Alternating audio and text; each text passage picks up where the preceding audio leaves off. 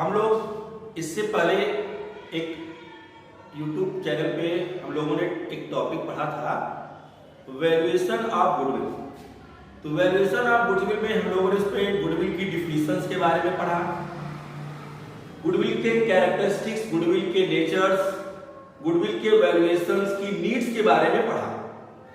उसकी हम लोगों ने पूरी स्टडी कर लिया।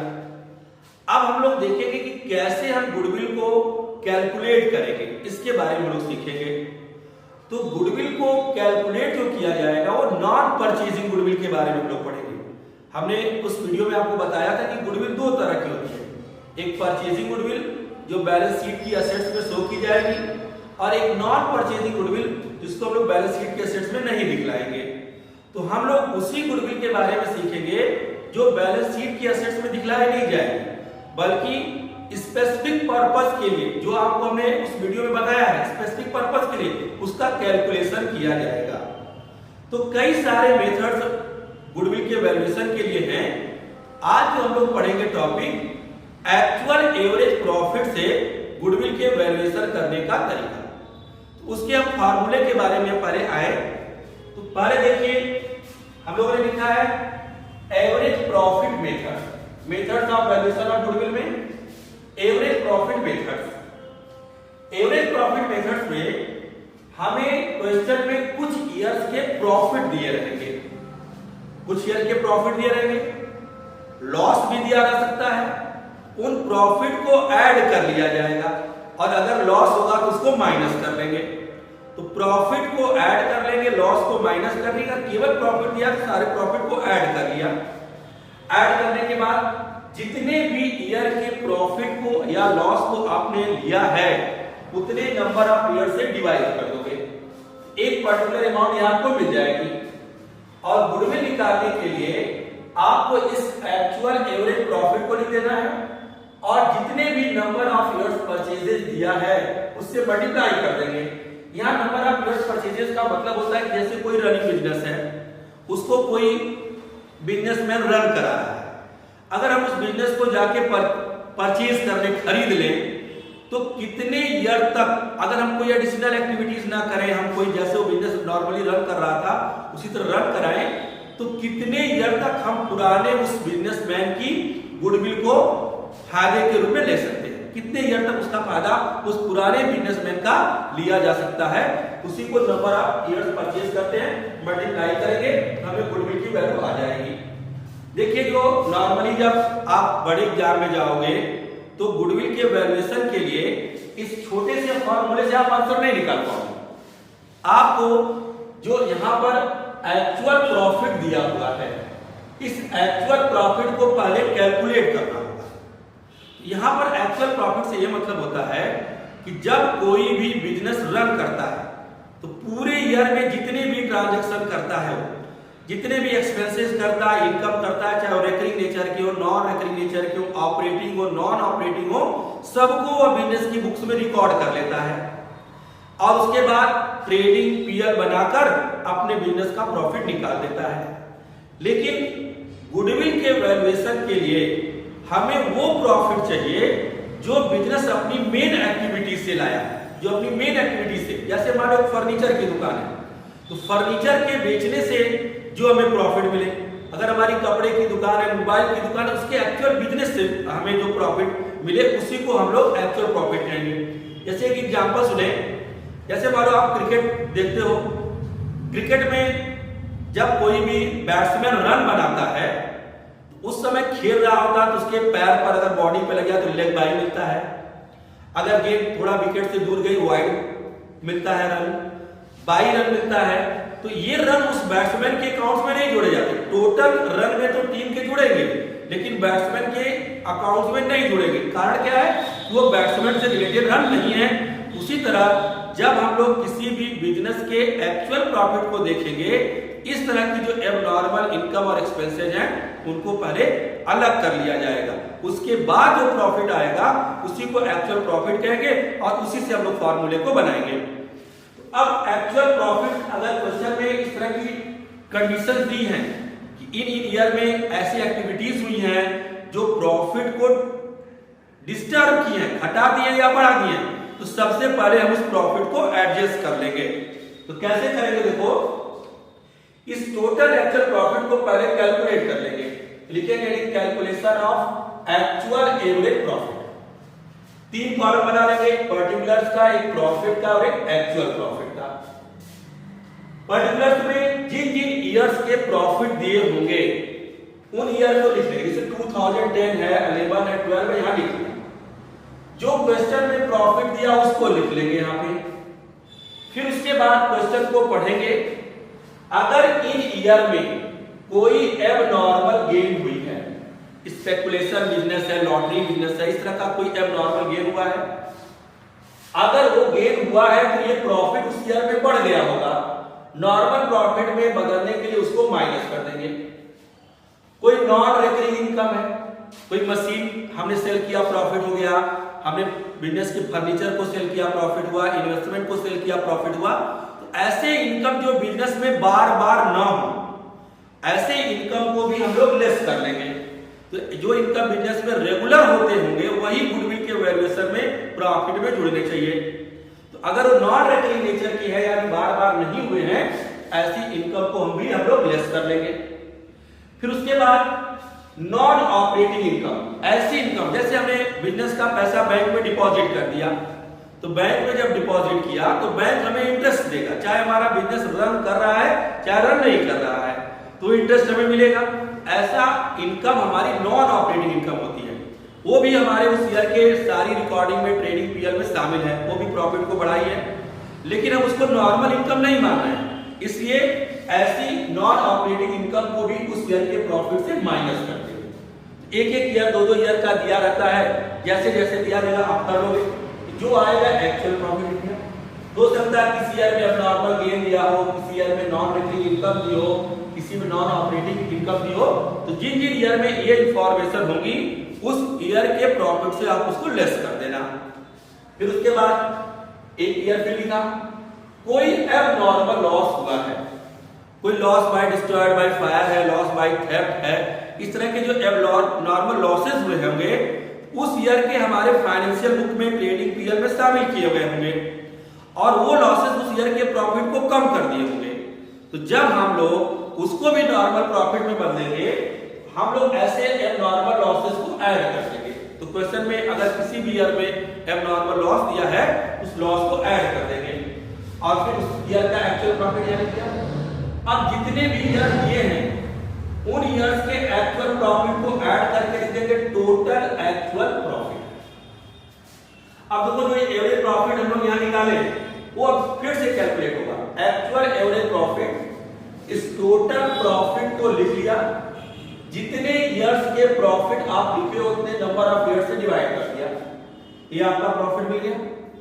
अब देखो आगे के क्वेश्चन में कुछ ऐसी इंफॉर्मेशन होगी जो फ्यूचर से रिलेटेड होगी।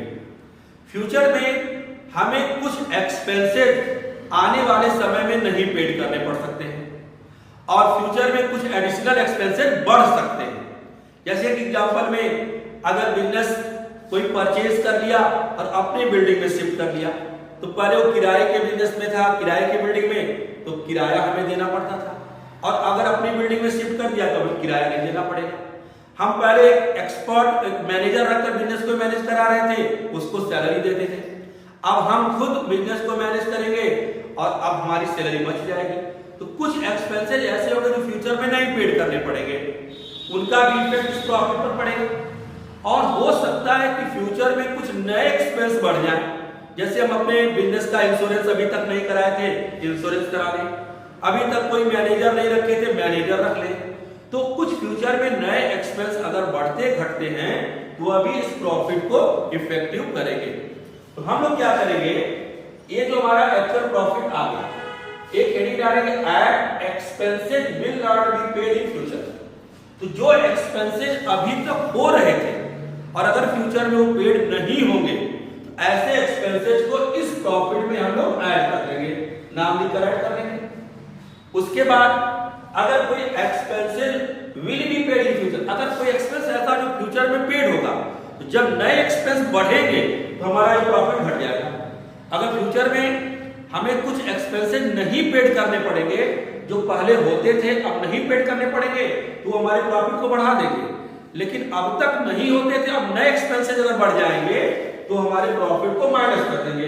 इस प्रॉफिट को माइनस करने के बाद जो प्रॉफिट ये आएगा उसी को एक्चुअल प्रॉफिट फॉर गुडविल करेंगे और उसी को यहां पर लिखकर नंबर ऑफ इयर्स परचेजेस से मल्टीप्लाई कर देंगे, हमें गुडविल की वैल्यू मिल जाएगी। तो सबसे पहले आप इस फॉर्मूले को अच्छे से नोट कर लें। तो हम लोगों ने अभी देखो फॉर्मूले को लिखा, एक्चुअल एवरेज प्रॉफिट से गुडविल के वैल्यूएशन के फॉर्मूले को लिखा। अब इस फॉर्मूले पर हम लोग एक क्वेश्चन की प्रैक्टिस करते हैं।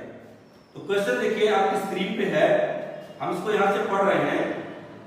The following particulars are available in respect of the business of mister Sharma. Mister Sharma का एक बिजनेस है और उस बिजनेस की इंफॉर्मेशन है। Profit on 2012 and 13 40,000, 2013 and 15 50,000, 2014 and 15 60,000। 3 years के प्रॉफिट दिए हैं। एडिशनल इंफॉर्मेशन क्या करा है? Profit for 2012 and 13 included a non trading business income.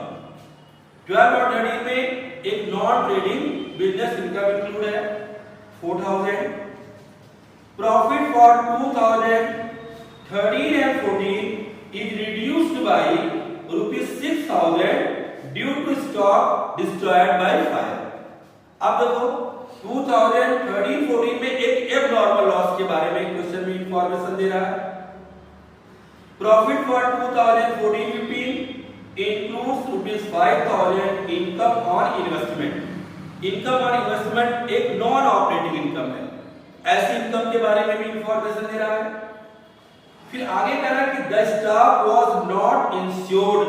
Stock अब तक उनका इंश्योरेंस नहीं होता था। Now it is now thought prudent to insure the stock in future. अब हम लोगों ने डिसाइड किया कि हम फ्यूचर में स्टॉक का इंश्योरेंस कराएंगे। The insurance premium is estimated at ₹400 per annum. और फ्यूचर में एक 400 पर एनम का नया एक्सपेंस हमारे बिजनेस में बढ़ने वाला है जो अब तक नहीं था। Fair remuneration to the proprietor is not considered. अब तक जब प्रॉफिट निकाल रहे थे उसमें प्रोप्राइटर्स की सैलरी रेम्यूनरेशन को इंक्लूड नहीं कर रहे थे, अब इंक्लूड करेंगे 6,000 पर एनम, तो एक फ्यूचर में हमारा प्रॉफिट और 6,000 से रिड्यूस हो जाएगा।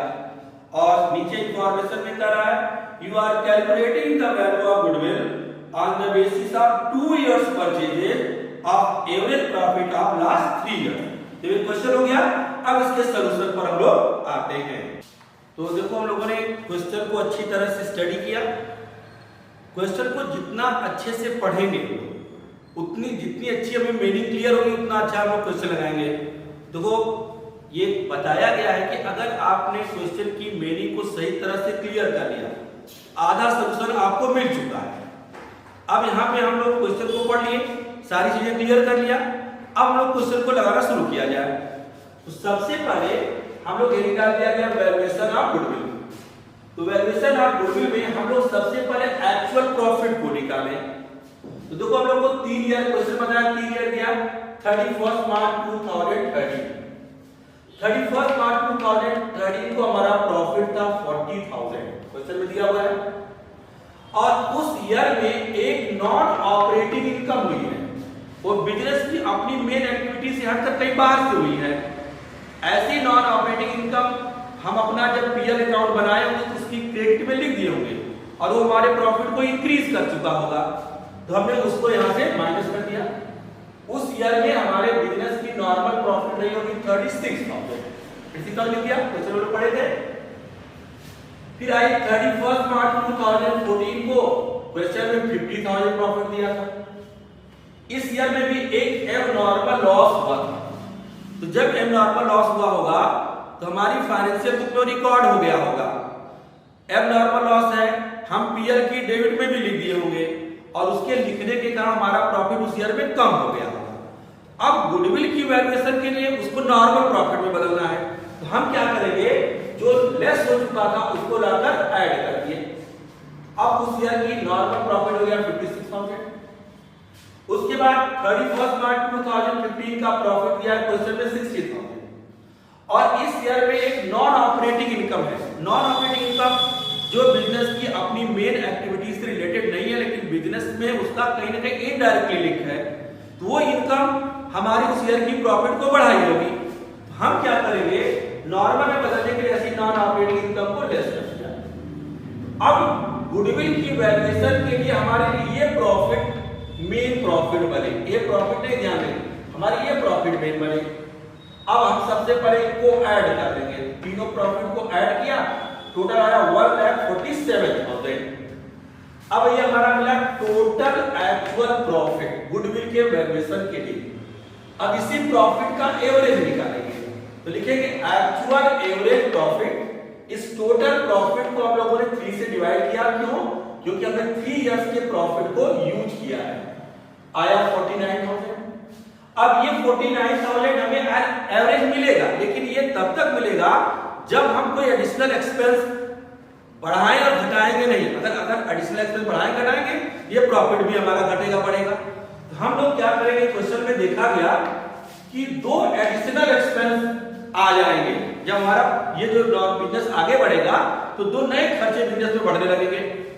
पहला है इंश्योरेंस प्रीमियम। अब तक इंश्योरेंस प्रीमियम नहीं था, यानी जब हम लोग शेयर के प्रॉफिट निकाले तो पीएल की डेबिट में कोई इंश्योरेंस प्रीमियम नहीं था।